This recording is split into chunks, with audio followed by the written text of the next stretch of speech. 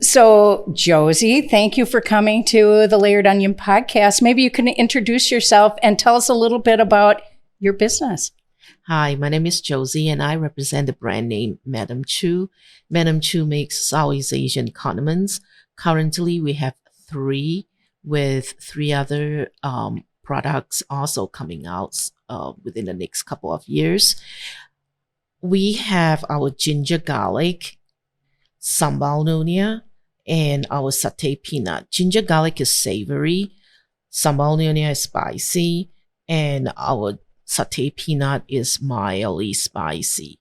So these are all flavors of Southeast Asia, particularly in the region of Malaysia, Singapore, and Indonesia. It doesn't really extend beyond that, but we can claim that the satay peanut also is available in a different twist in Thailand. Okay. So maybe talk to me a little bit about how, first of all, where did your love of cooking and baking? Because I just have to say, I can't wait till we take a bite, but we have some savory scones here. So my love for cooking actually started when I was a little girl. I learned how to cook with just a packet of ramen noodle. So when we were young, my grandma would give us one packet of ramen noodle to share among my siblings. And that was for an afternoon snack or right before evening dinner. We don't have a lot of money, so I basically really grew up poor.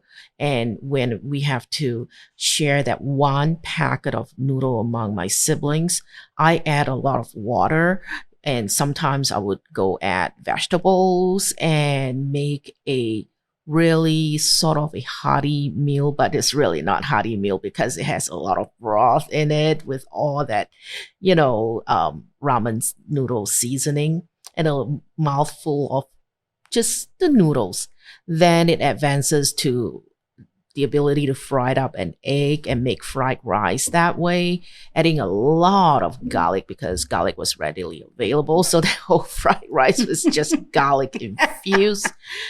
And eventually I learned how to cook from my grandmother because my grandmother is of a Peranakan culture, and Peranakan is an interracial marriage or adaptation of the Chinese with the Malay. And it's the two cuisine that comes together and the intermarriage that we have the Peranakan culture. And my grandmother would actually literally make her own soy sauce. She would pound all the ingredients like the chili, the galangal, the turmeric, and she would start cooking from the morning till, maybe midday, and then in the eve, and then from midday, she'll prepare evening meals. So I really learned to cook from my grandmother, and she actually also wrote down recipes that she learned from her mom, who learns from her mom. So all the recipes that she wrote down for my mom were handed down, and they were not in matrix. They were not in pounds or ounce or cups. It's more like they were in measurement of a bowl, a pinch. And at that time, bowls is pretty much standard. It's not like today where they're bowls huge. Can be big, right, can be tiny, Yeah. So where did you grow up? I grew up in Singapore. In Singapore. Okay. And so you grew up in Singapore, you learned how to cook from your grandmother. And did you then just carry this love of cooking all the way through, or did you leave it for a while and come back? So I have always enjoyed cooking. And in particular, I have always enjoyed cooking Peranakan dishes because Peranakan dishes is not easy to learn how to prepare those dishes. It takes a lot of time, patience, and an understanding of how the different ingredients come together to prepare a dish. And curry itself is not just curry to Peranakan. It is the ability to put all the different spices for one kind of curry and a different kind of curry. One is wet curry, one is a dry curry. So I have always enjoyed cooking. I've always have a passion for exploring and expanding the Peranakan cuisine and adapting the Peranakan cuisine to what are the spices that are available here, and eliminating certain spices, because not like, for instance, one of the spice is we call shrimp paste, and it is really pungent. So when you are going to use a shrimp paste, always remember to open up the window, have lots of air clearance. Otherwise, do it in your deck. Yeah. So when did you go from, well, first of all, when did you come here to the Madison area or to the States? And what brought you here? I came to the U.S. for my study. Okay. And I did my undergraduate here in the U.S. I started out in Alabama. I then went to Arizona State for my graduate study. And I came to Madison, UW-Madison, for my to finish up my graduate study under Mike Smith in the industrial engineering department. So what took you from industrial engineering to making these incredible sauces? When my mom passed on, I inherited a lot of her cookbook. Rather than having all her jewelries, I asked my siblings if I could have my mom's cookbook. Out of her cookbook fell out papers of my grandmother's handwritten recipe for my mom. Now, my mom is a registered nurse, or she was a registered nurse. So to her, she would rather come home, sit in front of the TV and vegetate than be in the kitchen and be cooking and slaving away when she comes back from, her nursing job. And to her, the idea of cooking is not fascinating. It's not her passion, but baking is her passion. So she, instead of throw away my grandma's recipe, she just, tucked them in between different cookbooks whenever she gets them from my grandma. And bless her heart, she did that rather than, crumple them and throw them away. Thank goodness, huh? Right.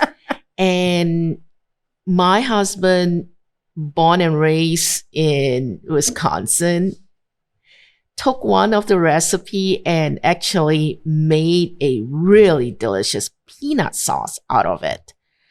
And also he made the sambal. Oh. And I was horrified that he could actually follow the recipe and actually can produce something that my grandma, wrote down. And of course, there's a little bit of rivalry there that is my, my culture, my recipe. How could you possibly produce something that is that delicious also? Then we brought it to churches, to Boy Scouts, activities, to various events, and people wanted to buy the product from us. And we couldn't sell because we do not have the license to produce, and all these were made at home. So we absolutely couldn't sell it to anyone.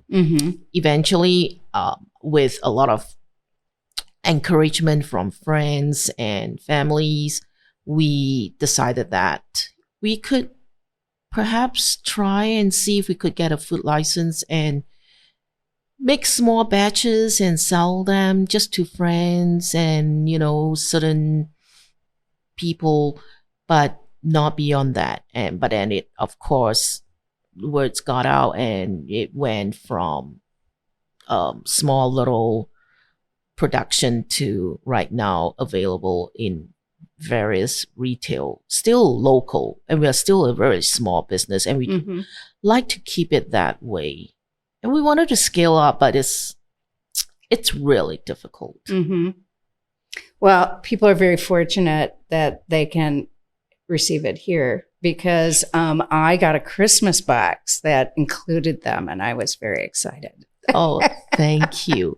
So just, briefly, for the sambal, my grandmother, she did add shrimp paste to that. We took the shrimp paste out because shrimp paste will increase the rate of spoilage. And there are certain things that we also tweak. My grandma adds coconut milk to the satay peanut, and we don't, because again, the coconut milk will make the product go rancid super fast. So for various reasons, we want to be able to preserve the authenticity of the product, but at the same time be able to decrease the spoil rate of the product. So explain to me the name Madam Chu, because it sounds like your husband was also involved. So where did you come up with the name and the logo? Oh gosh. So it was, the name Madam Chu was in honor of my grandma. Oh, in honor of your grandma. Right. And Madam is synonymous to Nyonya. We respect the elderly by calling them ma'am, madam, or the women are called Nyonya and the men are called Baba. So hence the Nyonya behind the name of sambal Nyonya, satay peanut Nyonya. The ginger garlic is from my dad's side of the family, and so my father's side of the family are from Canton. So there is more Cantonese related for the ginger garlic.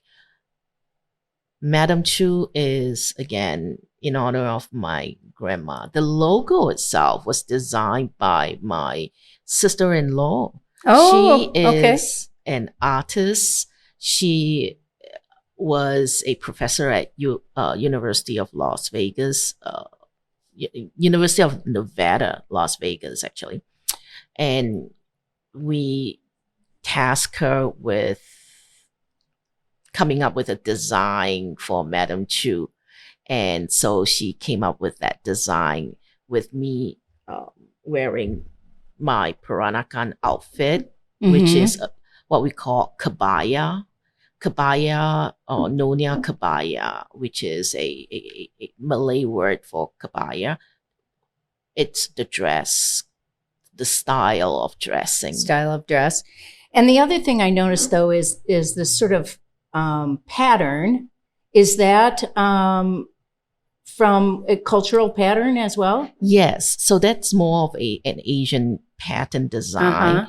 So that incorporates both of my grandmother. One is the kabaya, which is the outfit that is in the logo from my mom's side, whereas the design of the logo on the background is from the side of my dad. So more Cantonese? Yeah. Okay. So tell me a little bit about, food and, well, is so healing. And you said culturally, such a big part of culture. And I know you and I had an opportunity to kind of talk about how healing that, and both from a mental and physical wellness to really tie back to your culture and to the cooking. And so when you started this, did you find a tie back to your heritage that you just didn't even remember as you started this process? Very interesting question. So yes, it is a healing process because every one of us engages in activities that we enjoy or that bring us back to, our culture, our heritage, our background. For me, it is the passion of cooking. How is that healing to me? I don't really think much when I cook other than just following the recipe and going through the whole process of cooking and putting it together. The healing part to me is seeing that friends, family, my customers enjoy the product, enjoy, the end results of the cooking even. I have had customers that come to me when I made another item is the shallots pancake or the green onion pancake and they are gluten free, or they have no gluten added, I should say. So I have customers that wanted to buy them and from the farmers market, and they connected with me and that to me is a healing, because I'm able to provide a product that meet their dietary needs. But at the same time, to me, is an affirmation that what my grandmother taught me, the process of cooking, can be easily transformed to meet the dietary needs of customers. And that in itself is a gift my grandmother gave me. And it ties to my heritage. It ties to my background. And to be able to see that my customer enjoys the product is an affirmation, and it's a healing to me. It's a wellness that I bring to them. And yet, at the same time, mental wellness to me, because I want to give the gift of love, the gift of health, the gift of wellness to them as well. So I'm going to change direction a little bit. Industrial engineering, you said, was your, and now you're doing this very creative work. Tell me about that, the transition. Are you still doing industrial engineering? No, actually, so I got my industrial engineering background with Mike Smith at UW-Madison, who is an incredible professor. I love him to death. And that was great because that was my initial passion, that when I came here. After I gave birth to my son, I realized that I actually enjoy being a nurse. So I went into nursing after that. Okay. I practiced industrial engineering for a short period in the area of human factors engineering. Usability engineering also is the focus. Then I went into nursing, and I'm still currently a nurse, and I'm going back into nursing. And how does that then transition from that, all that activities, into passion of cooking? The passion of cooking and has never left me. It is something that I thoroughly enjoy. If I can do that every day and not have to worry about other activities, I would love to be in the kitchen. But at the same time, the passion of working with patients, helping patients, is also there. So I hope to be able to someday tie the passion of cooking with my nursing and bring food to them, probably. So I was talking about this before with someone else. I'm reading a book called The Golden Orchard, and it's about Alzheimer's and food memories.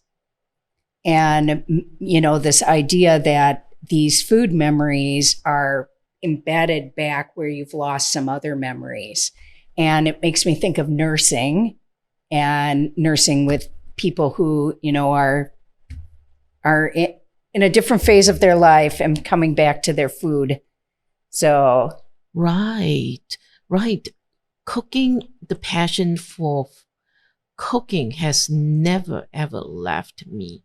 It is, I would say, part of my gene, part of my DNA. It's a passion that my grandmother taught me. I would actually stand next to my maternal grandmother and work with her on certain dishes, plating the dumplings, which is a annual family affair. It is not my grandmother who just pleat those dumplings, or stuffing some of the really delicious fish and meat mixture into bitter gourd that and tofu that my mom made. So it has never left me, and it's always a family activity for Chinese New Year, the eve of Chinese New Year, because the eve of Chinese New Year is a reunion dinner.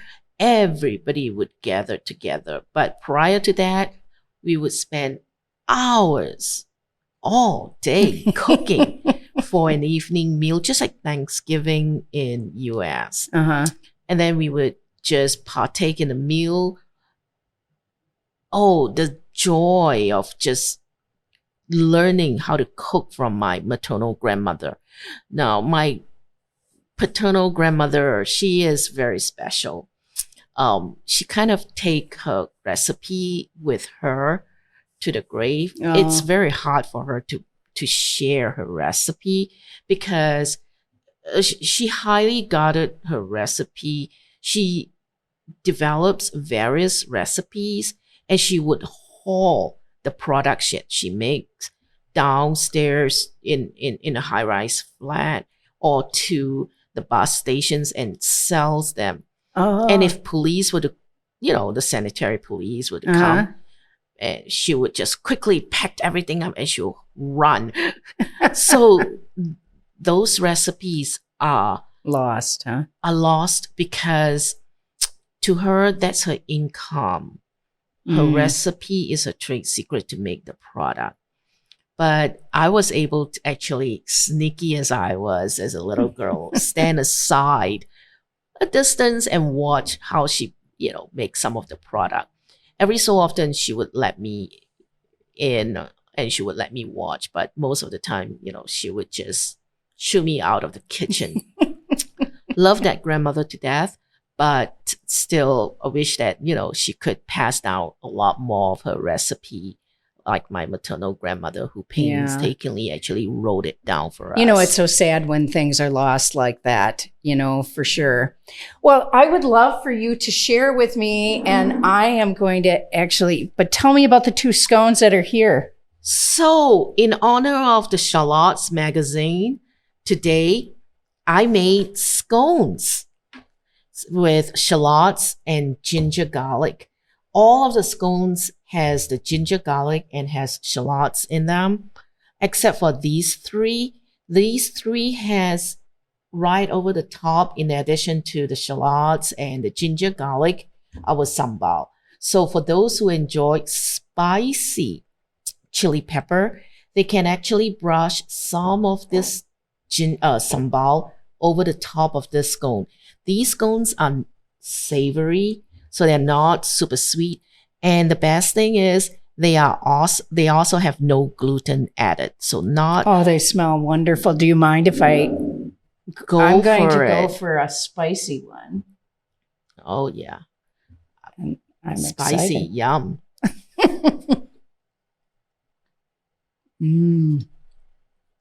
So good.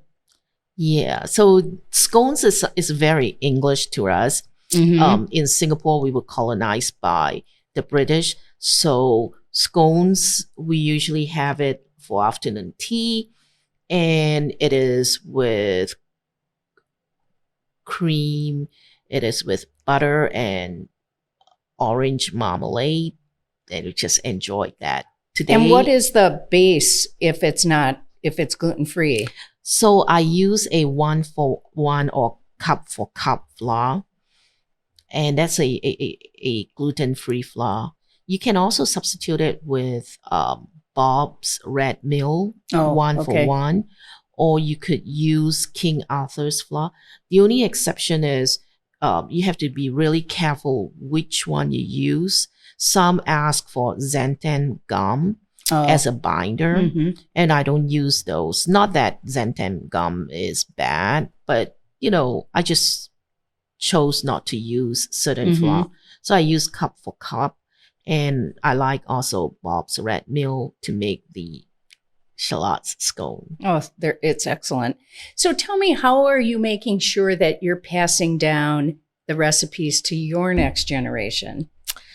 I actually hope that my son would, learn how to cook some of the dishes. And if not, I would actually like to eventually write a cookbook with my grandmother's recipe. Is that going to happen? Probably it will very, very slowly, just because my grandmother's recipe is really difficult to interpret back. It's like one kati or one stone or one bowl and a pinch. So that doesn't quite translate to a cup, 4 ounce, that matrix or that system. So it will have to go really slow to be able to replicate, and the taste as well. And that process does take quite some time.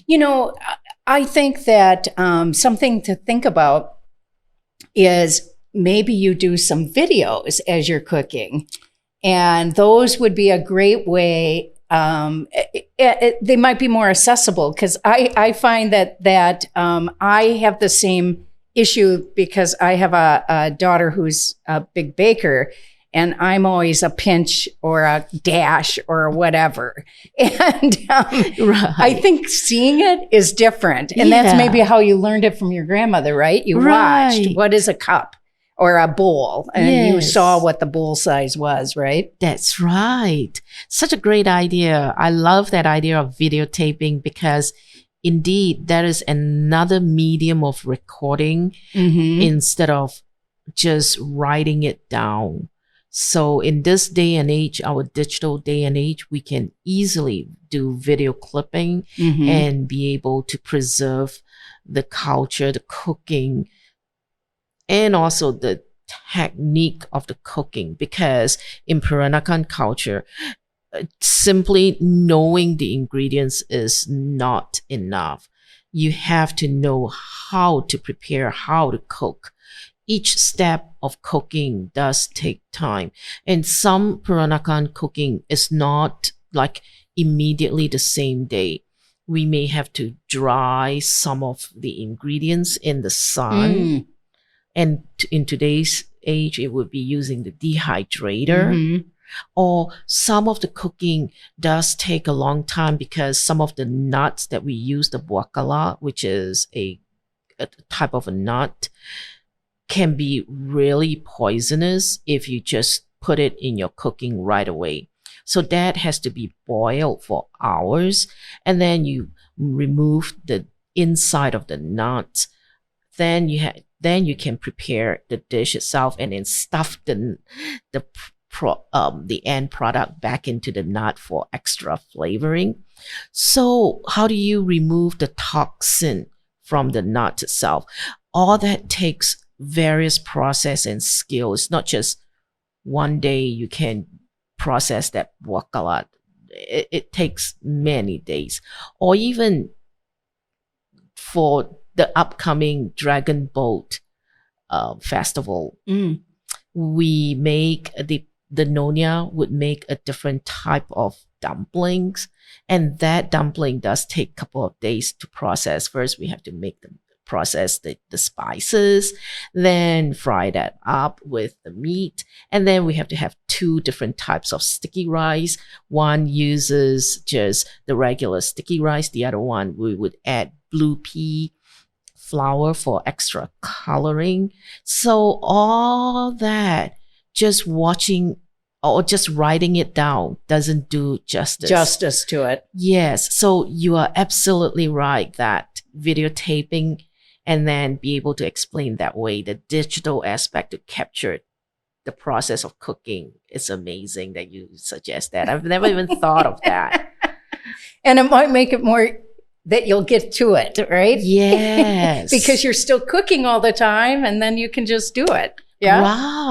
Right. I love that idea. All right. Well, cool. So the last question I have for you is, if you were looking back at your younger self and you reflect back on the time, what would you want to give advice to your younger self that you wish you knew, that you know now? Oh, I would say go with the passion that you enjoy and pick a career that you thoroughly, thoroughly enjoy so that every day when you wake up, it is not a chore to go to work. It is a passion. It is a joy. That is what I would have told myself. And what would that be? I would pursue I enjoyed nursing because I really follow after my mom's footsteps. I would also go with, I was telling my son, I would actually go back to school if I could and be a food scientist. A food scientist and study and be a food scientist. And not food scientist doesn't have to be learning how to prepare delicious meal. But a food scientist is understanding all the different chemical, all the different ways that, the food comes together, the different ingredients work together. That is what I want to be. It's so interesting, especially when you talk about, what was the nut again? A baha? What kind of nut was it? Buakala. Buakala. And the idea that there's toxins, so many people would find that, okay, like, I'm not going to have anything to do with it. But like you said, the science of converting it. Yes. Can you imagine that grandma and great-grandma and my great-great-grandma, they knew how to prepare that toxic nut. Yeah, that's amazing. Without, passing away. Right. After the first bite. So they knew that you have to cook and cook and cook the nut.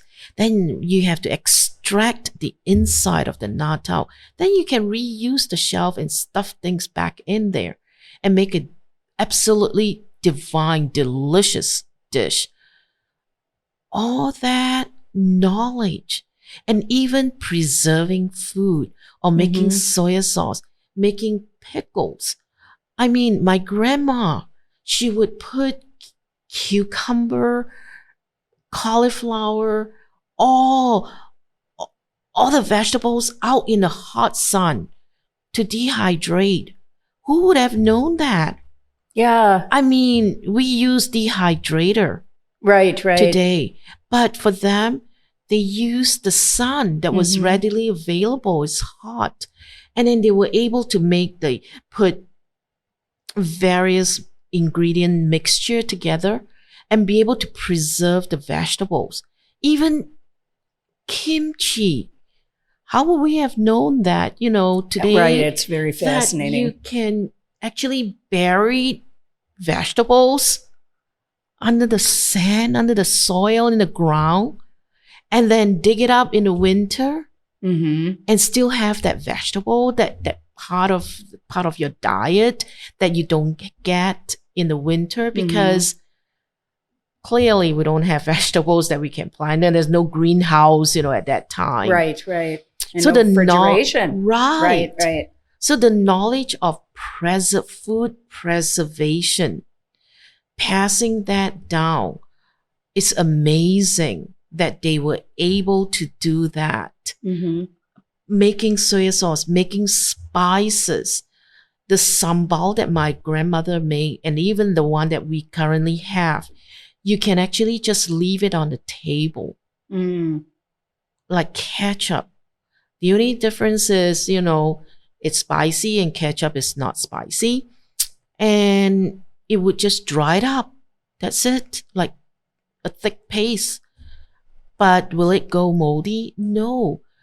Today, and that's because of why? Because of the tamarind. Oh, the tamarind does that. The tamarind is the natural preservative. Oh. How would we have known? Yeah. Today, for me, when I process that, I have to test it with a pH meter, a pH strip and then pH meter to make sure that, it is within a certain range of pH. Uh-huh. And that is the science of it that we know as a food scientist. But my grandmother was never a food scientist. I'm going to suggest to anybody who listens, if there's a food scientist out there, they could pair with you and give the science as you're doing the recipe. Oh, yeah. Wouldn't that be fun? That would be great. I would love it. Yeah, that would be cool. Well, thank you so much for joining us. And I have to tell you, I would be having this whole thing down my mouth, but I'm on a podcast, so I'm going to wait. Thank you so much. And I so appreciate that you brought a savory treat. Thank you, Linda, for having me here. Yes. Thank you. Yeah. Take care. Yeah. And thank you to the Charlottes for having me here. Yes.